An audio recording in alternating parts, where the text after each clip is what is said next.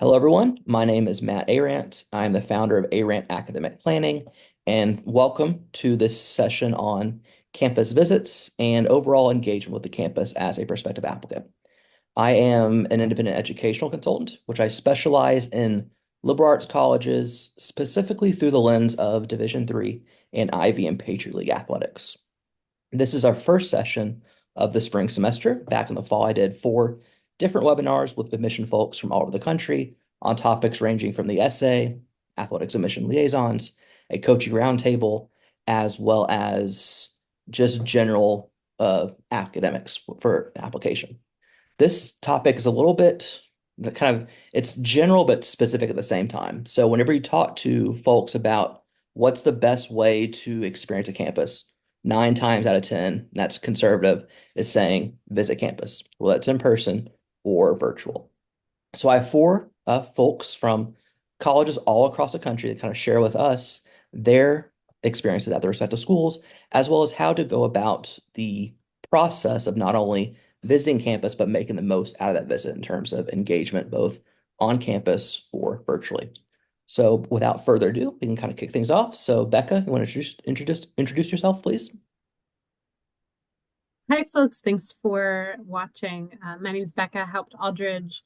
I use she, her pronouns. I'm one of the associate deans at Bucknell University. I specifically work with our campus visitation program, so I know some of the things that Matthew is talking about, and I'm looking forward to speaking with you all and sharing some insights. Okay. Carly? Hi everyone, my name is Carly Bailey. I'm the Associate Director of Admissions at Furman University in Greenville, South Carolina. One of my side responsibilities is overseeing the campus visit experience and supervising all of our tour guides. So happy to share a little insight into the benefits of a campus visit. Thank you. Tyra? Hi, everyone. My name is Tyra Crosby. I'm an Associate Dean and Director of Access at Bates College. And while I don't oversee exactly our campus visit experience, I do oversee yields, which includes some types of our campus visit experience. So looking forward to joining the conversation. Thank you. And Megan? Good evening. My name is Megan Starling. I serve as the Director of Admission at Rhodes College in Memphis, Tennessee. In my tenure at Rhodes, I have managed both the regular daily visit as well as our campus events, which we'll maybe talk about the difference between the two. And I think a campus visit, if however you can experience it, is so important. So looking forward to sharing with you tonight. Great. Thank you all. So to kick things off, a little more background about myself. Before I opened my own practice, I was a admission representative myself. I got in right before COVID started, so fall 2019. So we think about the campus visit experience, that definition might have drastically changed within those 5 years. So we can kind of think about it this way. So what would constitute student engagement now compared to pre-COVID times in terms of just overall experiences for students and families? I'll jump in first. Those of us that lived through COVID in this particular profession, it was a big old, what do we do now? Because for so many of us, whether you were visiting as a junior or a sophomore on your spring break or over summers, or you were a senior coming that spring to seal the deal on the 2 or 3 campuses that were at your top 3, we lost that ability for anybody to be on our campuses. Some of us for a very long time, and some of us it just had to look really different. But what was born out of that is a much more accessible way for you to experience many of our campuses. So campus engagement pre-COVID, to your question, was a good old-fashioned, you take the time off of school or off of work, or you come during the summer, or you come on a weekend for those of us that were open on the weekends, and you take a tour and do an information session. You meet with an admission counselor, lots of current students, or you came for one of those big programs, where there are balloons and there's, even at small schools, hundreds of people, more people than many of us know how to manage on a regular basis. But now we still offer all of those opportunities. In fact, some of those even have been expanded because we now know that we really want you to be able to see our campus on your own timeline. But also, we've created these experiences that feel like you're walking around our campus while you're at home on your computer. So, whether it be a virtual tour, or some of us are still doing virtual visits, where in whatever form we have a staff member and largely probably a current student telling you about our campus. And you can preview that at home before you make the decision to come check out our campus in person. So that's a big way that it has expanded, and campuses are now trying to use both so that we can reach a larger audience.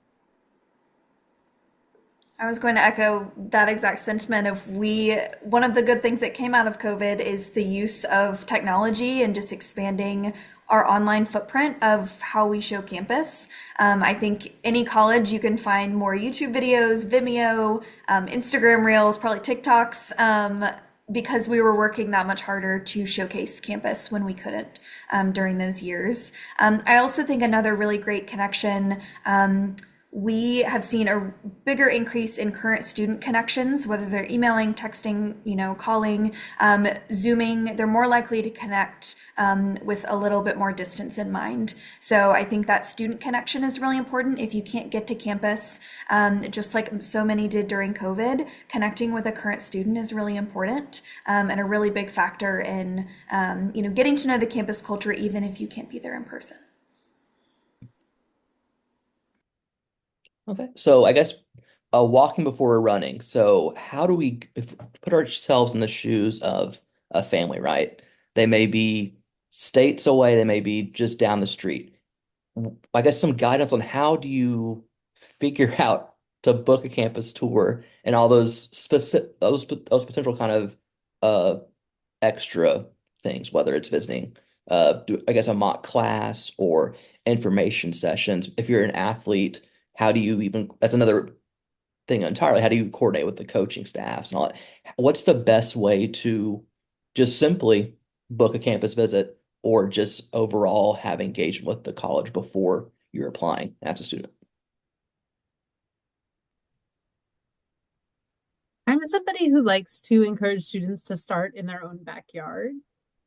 You don't have to book a ticket, get on a train, load up the car, and drive across the country to go visit some really great schools. Odds are there are schools in your area or within reason within your area that are worth taking a look at, even if they're places that you don't necessarily see yourself. And what I mean by that is when you visit a school like Bucknell, it's not just going to tell you if you like schools like Bucknell, or if you like schools that are Bucknell, it's going to tell you if you like schools like Bucknell. So you might learn from that visit that you like a small liberal arts university.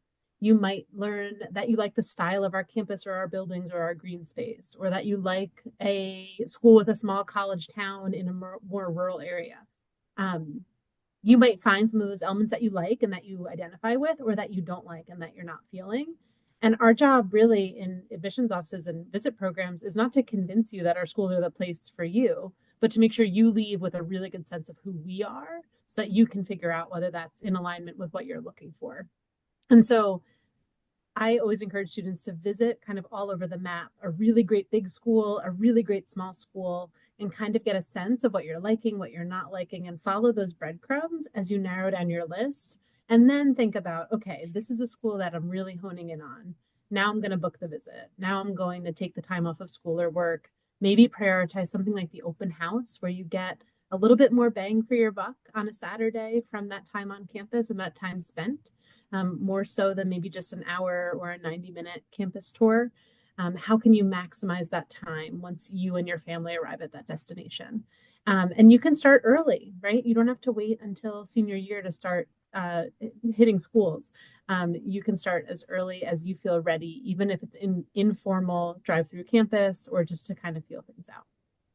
Is there a specific, I guess, time in a high schooler or transfer student's kind of journey as a student to visit campuses, or does it largely is it vary depending on all the things you kind of mentioned before? Like, is there kind of a sweet spot that you've noticed in your own background of once a predominant time of the high school career or college career when they're visiting those campuses. We Yeah. can jump in. Oh, go ahead. Go ahead. I'll go for it. Yeah, I was going to say it really does depend a lot on the student and the family and what their schedule looks like, right? Like spring break of junior year is a great time to visit colleges, but if you play a spring sport, then that's probably not going to work for you. And so, you might decide to visit fall or early before Thanksgiving break, um, because you know your spring is going to be busy. I think what I think what matters more in terms of when you visit schools is thinking about what is happening on the campus when I'm visiting. What is it that I want to see? And so I'm team backyard totally. I agree with Becca. I think visiting schools that are of different kinds that are nearby to give you a sense of how you want to shape your list. When you go on vacation, if there's a school en route, even if it's not on your list, but you're like, I've never been to a flagship university and this one's on my way to the beach, let me check it out. But understanding that when you visit a campus in the summer versus when you visit a campus during spring break or during October, those visits are going to look really different. And so you want to talk about and have reasonable expectations with your family about when you can visit and what is it that you most want to see so that you can prioritize those visits accordingly. Also, never assume that just because you're in school that the campus is in school. We have a lot of students that try to visit in early December or juniors visiting in early May and just assume, well, we're still in school. Well, we're in the middle of finals. And so our timeline works different than yours. And so you may have traveled very far and you can't do a lot of the things that you wanted to do. So there are lots of those 3-day weekends that high schools get, the colleges don't. Those can also be great times to visit that don't necessarily take over your entire, spring break or fall break from school.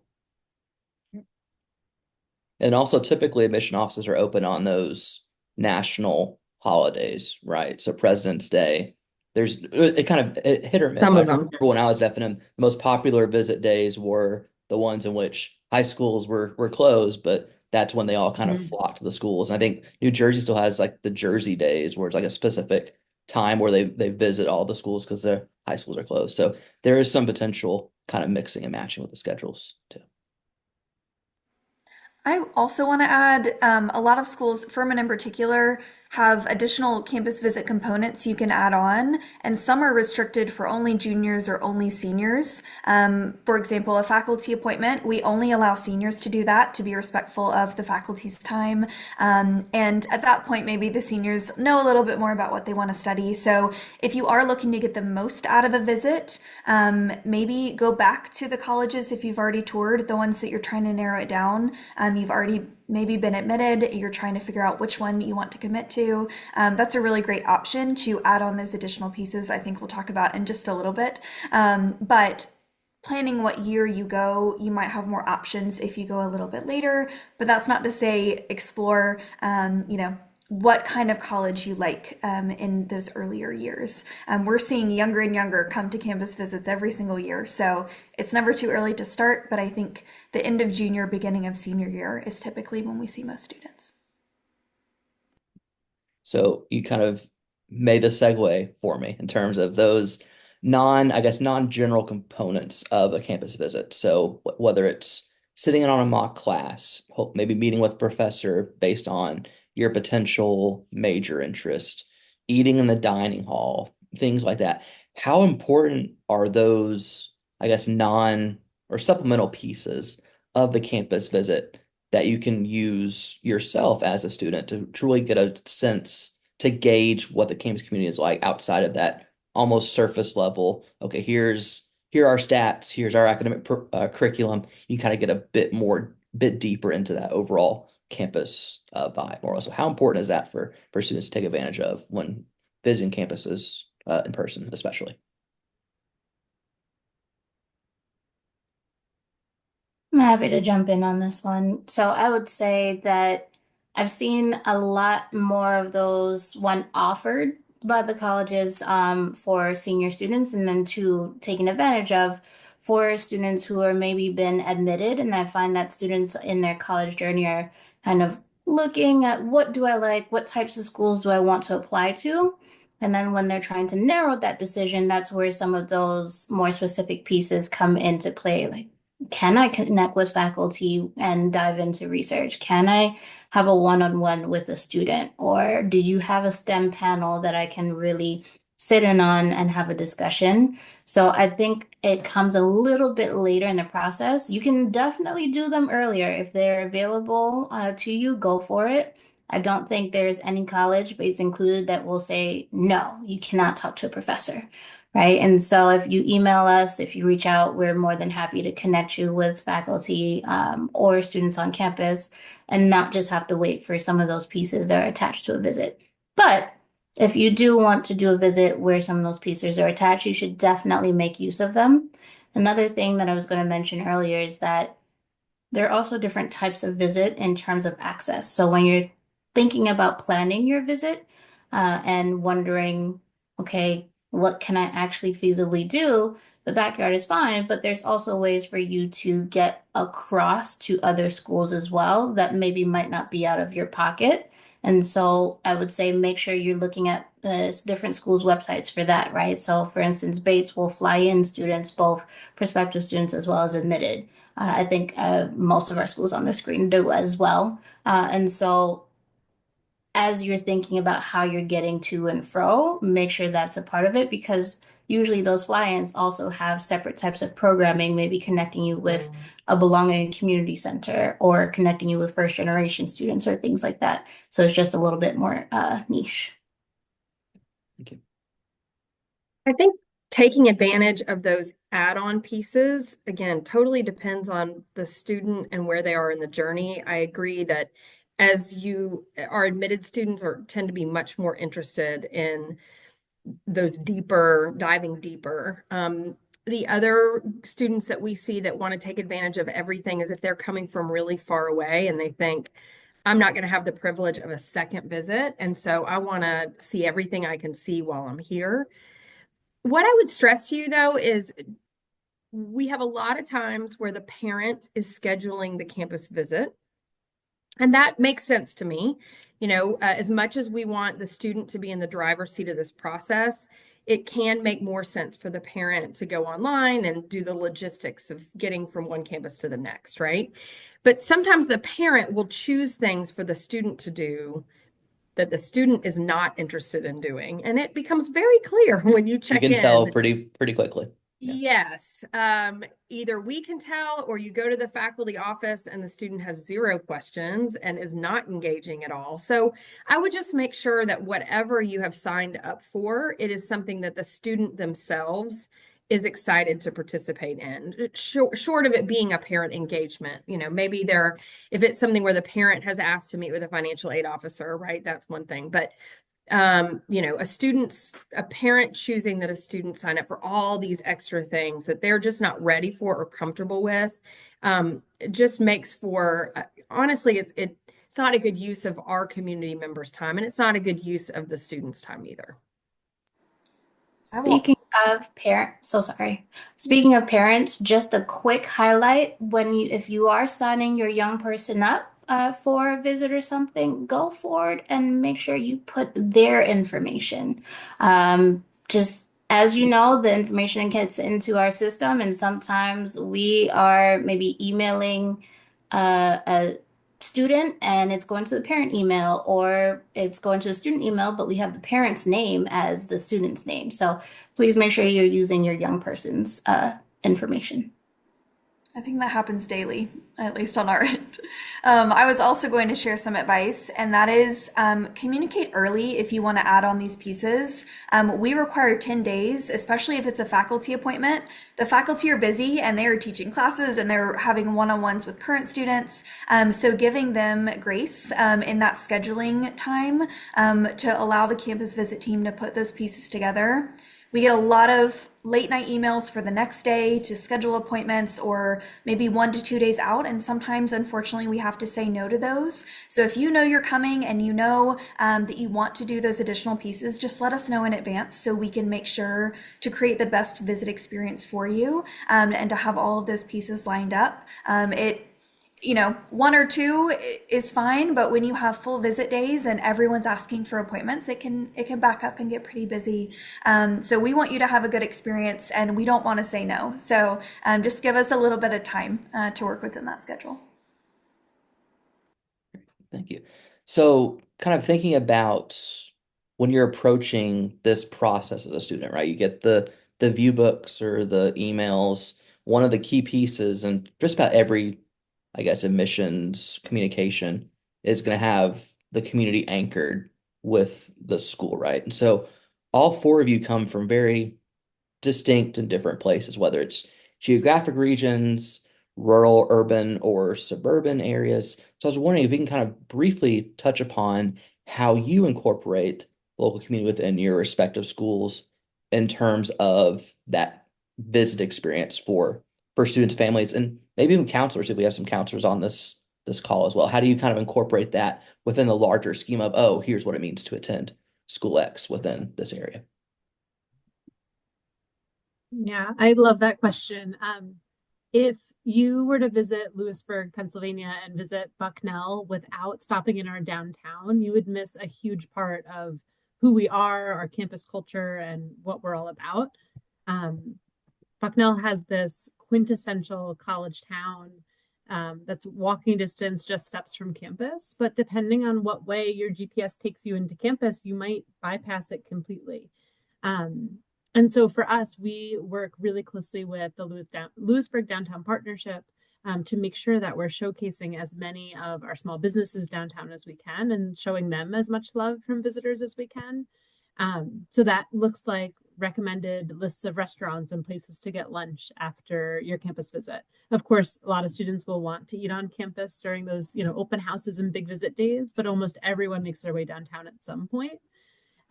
We also point a lot of our students toward the bookstore. And so we give them a coupon to the downtown bookstore. That's where Bucknell's bookstore is located. And we also work with that downtown partnership to create a coupon of all of our downtown vendors that accept a coupon from visitors. And so that also just helps funnel people downtown. We are always looking for new ways to kind of partner with our downtown community, but it's been a lot of fun to see how our current students, faculty, and staff all engage with our college town, and how likewise the small businesses downtown all engage with our campus community. And so it's one of my favorite kind of intersections of the work that we get to do. Thank you. Here in Memphis, Tennessee, it's quite different. The other end of the spectrum. I was hoping you were going to go next, Megan, to kind of illustrate the spectrum there. Yeah, I think the truth is all four of us are in different kinds of environments, and we would all say that it is super important that you learn not just about Rhodes as a fit for you, but the city of Memphis, right? The students that choose Rhodes tend to be excited about a small liberal arts school in the heart of Midtown Memphis in a major city. That's not for everybody. And so we do a whole lot, certainly to talk about during our visit, how we engage with the city and the city engages with us. But we also love for students to experience that firsthand, whether it's going to hear live music or trying some barbecue or go into Overton Park across the street, whatever it is that you would enjoy about the city, we want you to take advantage of that. So one of the things that I like about summer visits, generally, I don't recommend summertime visits. In part, we're in Memphis, Tennessee. It is very, very hot. I mean, it's very hot in Memphis in the summer. Even those of us that have lived here a long time will acknowledge that. But you need to know similar, like, do you like the college town? Do you like hot and cold? You need to understand that as well, right? But our students that come during the summer, campus is pretty quiet. And so those families tend to be more interested in taking advantage of recommendations in the city, and they feel less pressure to really stay on campus because there's not a class to go to and there's not that many students walking around, right? And so that can be one of the benefits of summer. Also, schedules tend to be a little bit more chill.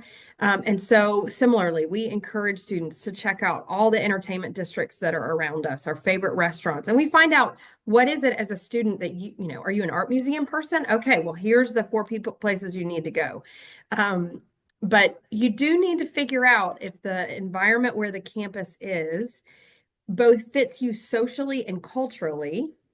But also, many of us are going to talk about the academic opportunities that exist in the city around us.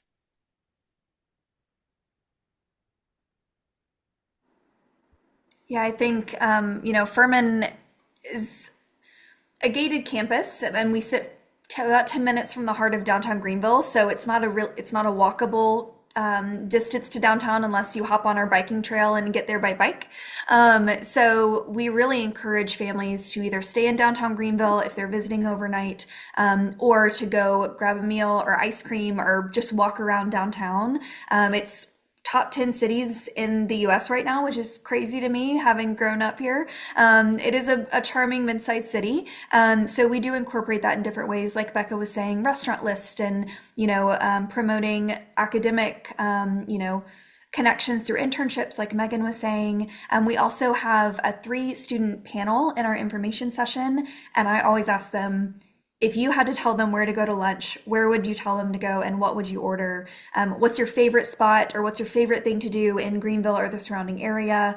So oftentimes we're recommending hiking locations because we're at the bottom of the mountains. We're recommending ice cream shops in downtown by the river.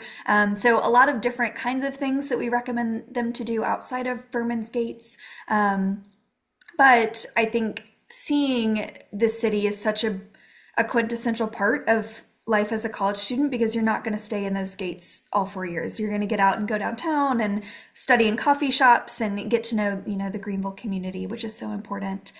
We also collaborate on campus events. We bring Greenville vendors. So, little mom and pop shops from, popsicle stands to other things like that. And we also host, we rent out a bookstore in downtown Greenville, bookstore coffee shop, for one of our admitted student days, to have a little reception there. So as much as we can, we try to bring Greenville to Furman, but also Furman into Greenville.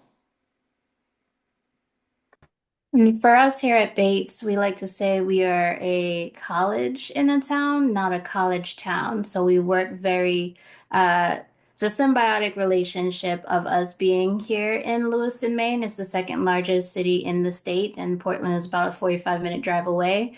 But what I think is also nice, so yes to everything Megan, Carly, and Beck have said, but also additionally, I would say that we build it into our classes. So not only are you getting it as a visitor, but it's built into the student experience just as is. We're not a gated community. We're walking. You will see folks in the community using our library. I had a young lady call me the other day. It was a mom, but she said, "Is your track open?" I said, "Yeah, what do you mean? Did you walk past and it was closed?" She's like, "No, I just want to know, can I use it?" "Yes, you can. Come on over."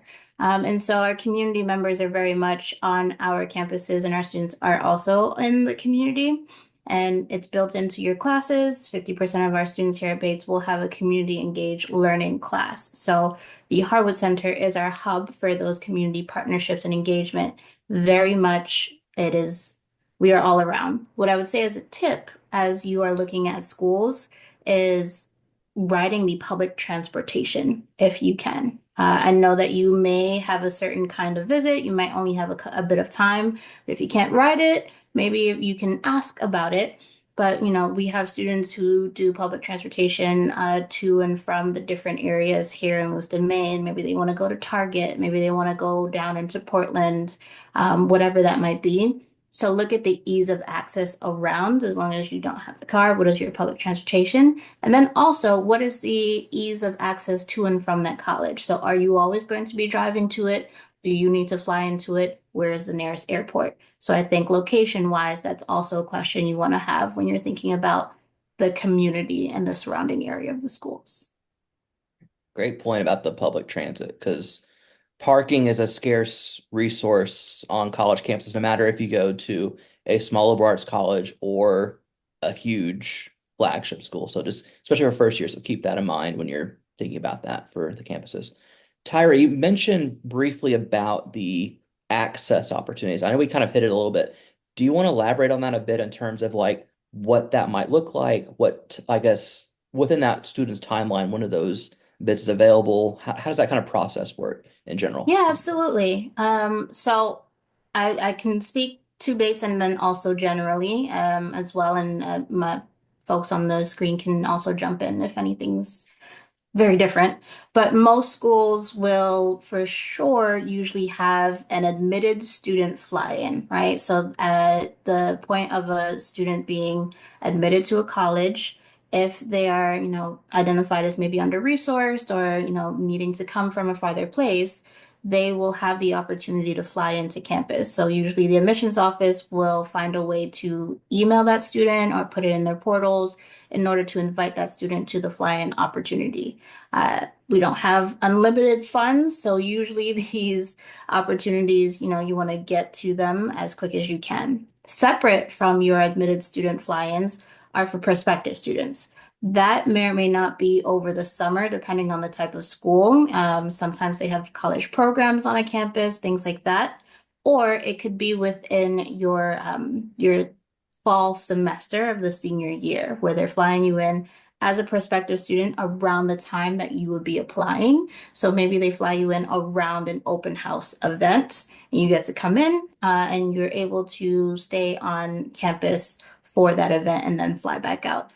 If they're flying you in, most of the time these expenses are paid for. So that flight is paid for, the transportation to and from campus, your meals are covered, things like that. So it's very much, you don't have to think too hard about those opportunities.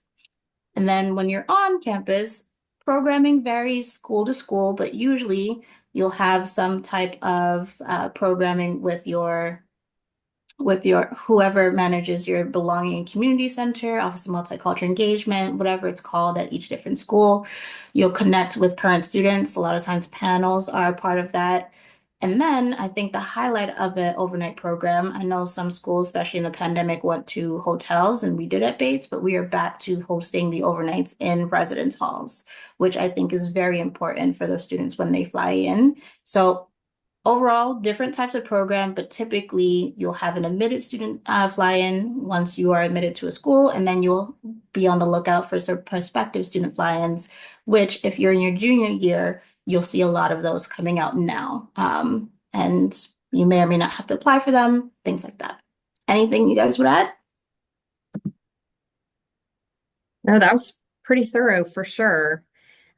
Yeah, I do think stressing that many of these programs, the campus has kind of if they're hosting you in their residence halls, like they may have a head count limit. And so if it's a school you're excited about, don't wait to RSVP because you do not want them to run out of space. And it may be a really fixed, like they say to you, we have a wait list now. And then you've missed an opportunity not just for a free trip to that college, but the programming when you're there for many students is exactly what they need to hear when they need to hear it, and really finding their people at a time when they're, trying to figure out if everything is a fit, are my people here? And these programs will do a good job of demonstrating that.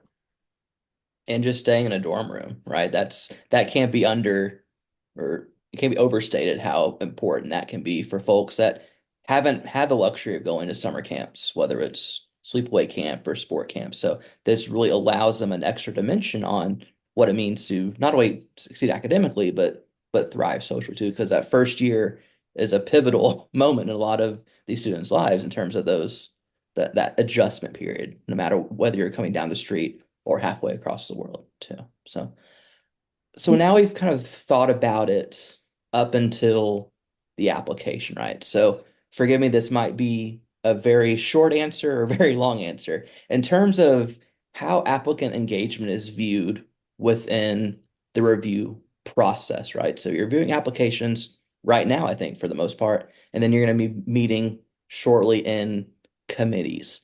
So how does this come into effect or into play at all when talking about students' applications, either when you're reviewing it by yourself, or maybe you're doing committee-based evaluation, or committee in general? How is that kind of coming into the forefront of those conversations?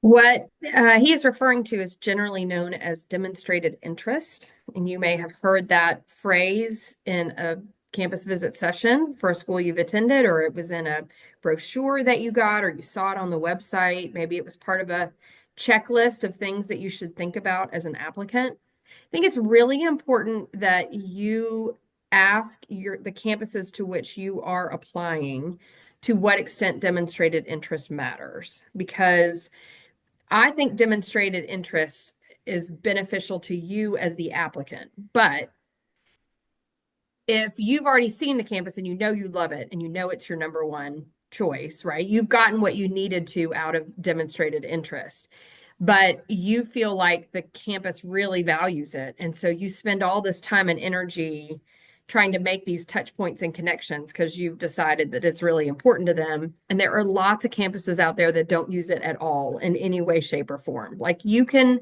put a tent in the front yard of their admission office and call it your home, and it will not have any bearing on whether you're admitted. So it's a good question to ask. How is it used? I think that we probably will give you lots of different answers. I think what's important, we spend a lot of time talking about demonstrated interest as a benefit to us, why we need you to do it. It does help us from an enrollment strategy standpoint. We get way more admissible, talented, qualified applicants than we could possibly admit and enroll. And so it's one of the ways that, as we have seen applications balloon, it's one of the ways for us to know, okay, we've got 5,000 applicants, 4,000 of whom could do the work, and we feel like are good fits for our residential campuses. How do we decide how we get to the number that we need when we've got all these great students? So demonstrated interest is one of those ways that we can say, well, if we admit her, she's maybe more likely to accept our offer because she has done all of these things to get to know us better. But I also like to focus on the fact that you engaging with a campus, however that looks, virtually connecting with a current student, making the time to visit us, it benefits you and your family because you're figuring out that we have or don't have the things that ultimately you need in your college home. So demonstrating interest is just you engaging with us. But in the process of that engagement, it's educating you on who we really are and hopefully educating you on what it is that you're really looking for in your college home. I will say at Rhodes, since COVID, we do not demonstrated interest does not play a strong role. If we are kind of on a borderline decision, it can help make the difference in favor of a student if we know that they have visited or been engaged. But as a rule, it's not like, well, here's all our people who are engaged, so we're going to talk about them as a yes, and the rest of them don't even get considered. It's not a hard and fast rule for us since COVID. And much in the same way as we talked about, visiting campus has evolved. And like what does it mean to visit campus, right? What it means to engage with the campus has also largely shifted and evolved, right? So sending an email to your rep, no matter how mundane or short, that signals to these folks, okay, they're interested, they've taken that extra step beyond just checking the box on the Common App, right? So as these definitions have evolved on the visit side, they've also have evolved kind of in the same way for what it means to demonstrate interest in the school itself. There anything else that you other three would want to add in terms of how that figures in? Maybe it's school specific or just how you kind of approach it when reviewing applications. It plays a big part in Furman's review. We always look at demonstrated interest. We always say that we want students who want us as much as we want them. So we want that to be mutual. You know, colleges have gotten really smart with technology. We can, see if you're opening your emails. We can see if you're on our website. We can see if you've emailed us, if you've joined Zooms, if you've visited campus. So there's a lot of touch points that we can track to see if you are genuinely interested in the college. We have a free application, so it's really easy to apply, and we want to make sure we're getting those students that are really interested and invested in Furman. So that is something that we look at. Again, it's different for every single college, but we also recognize what that means regionally. So if you're in South Carolina, we probably expect to see you visiting campus at some point, or connecting in some way, maybe at a high school visit or something like that. I cover the New England area, so when I'm up there, I know maybe my students might meet me at their high schools, or maybe it's just an email, or they've watched a virtual event that we have. So the expectation regionally is a little bit different. We like to see, students coming in from Hawaii or from another country. Maybe they've just, browsed our website, watched a virtual event, and said hi to us in a text message. So again, that demonstrated interest can look very different, and you don't have to do all of the things. You don't have to check all of the boxes, but if you indicate a genuine, kind of like Megan was saying, if you're researching the university, as you should be, no matter where you're applying, I think, that counts.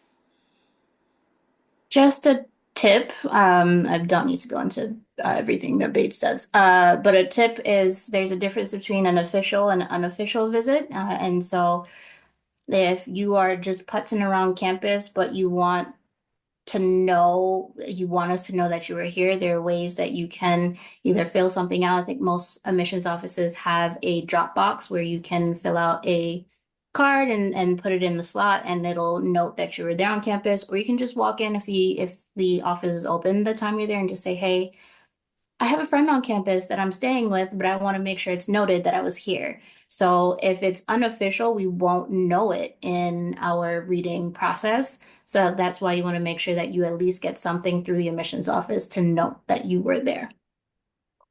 Pro tip. I guess the only thing I'll add, I appreciate the way Megan said, right? It really is mutual. So it's benefiting the university, of course. And to Carly's point, so we can admit the students who like us back. We're looking for the students who are going to say yes. But it also helps the students and the applicants get to know us better so that they can invest their time and their yes in ultimately the school that's the right fit. The only other thing I'll throw out there is that this whole process is stressful. It's a little overwhelming. It's a little confusing because there's so many different schools that all have so many different rules. So if you're feeling like this is a lot, it's probably because it is, right? And you can only control so many parts of this. You taking the time to put together your strongest application, engaging with the schools that you're excited about genuinely, is going to better suit you than trying to figure out the algorithm to make sure you're checking the right boxes at the right school that might not even be the right school for you. And so just a reminder that there's no magic way to figure out how to hack demonstrated interest for different schools. We hope that you're trusting your gut and finding somewhere that feels like an authentic, yes, this feels like a good fit for me. Okay, great. Thank you. I think that's a good note to end on. So thanks again to you four for sharing with us not only what it means to visit a campus as a student or family, but also how your school approaches that process in terms of incorporating community, doing something as simple as having a streamlined form to fill out. We really do appreciate the perspectives you brought. And on behalf of Arant Academic Planning, thank you for joining us for this session. Thank you. Thank you. Thank you. Thanks.